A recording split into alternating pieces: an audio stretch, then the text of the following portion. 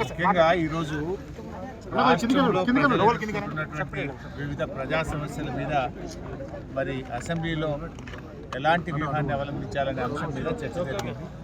మరి శాసనసభలో శాసన మండలిలో శాసనసభలో బీఆర్ఎస్ పార్టీ యొక్క వ్యూహాన్ని దిశ నిర్దేశాన్ని కేసీఆర్ గారు చేయడం జరిగింది. ముఖ్యంగా ఈరోజు 6 గ్యారెంటీల అమలు మొదటి శాసనసభలో చట్టబద్ధత తెస్తామని కాంగ్రెస్ మాట తప్పిన దాని మీద పట్టుబట్టాలని శాసనసభలో చర్చించాలని మరి నిర్ణయించుకోవడం జరిగింది. అదేవిధంగా ఫార్మాసిటీ లగచర్లలో గిరిజనుల భూములను అక్రమంగా లాక్కోవడం, గిరిజనుల మీద అక్రమ కేసులు పెట్టి జైల్లో పెట్టినటువంటి సంఘటన మీద కూడా శాసనసభలో చర్చించాలని చెప్పి నిర్ణయించుకోవడం జరిగింది. అదేవిధంగా ఈరోజు కాంగ్రెస్ పార్టీ రైతుల విషయంలో రుణమాఫీ విషయంలోనైనా, అదేవిధంగా రైతు భరోసా విషయంలోనైనా, పంటలకు బోనస్ విషయంలోనైనా రైతుల్ని కాంగ్రెస్ పార్టీ మోసం చేసింది.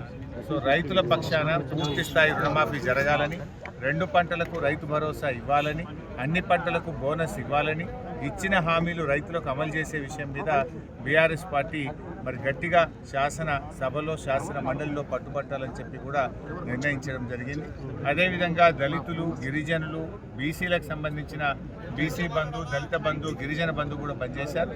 వాటన్నిటి మీద కూడా శాసనసభలో చర్చించాలని చెప్పి కూడా మేము ఈరోజు నిర్ణయం తీసుకున్నాం.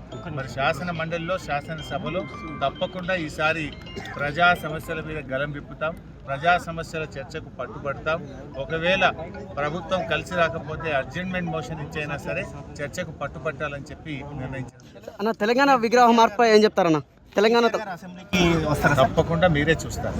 మరిన్ని వీడియోస్ కోసం ఛానల్ ని సబ్స్క్రైబ్ చేయండి. లేటెస్ట్ అప్డేట్స్ కోసం వాట్సాప్ ఛానల్ ని ఫాలో అవ్వండి. ఆ లింక్ డిస్క్రిప్షన్ లో ఉంది.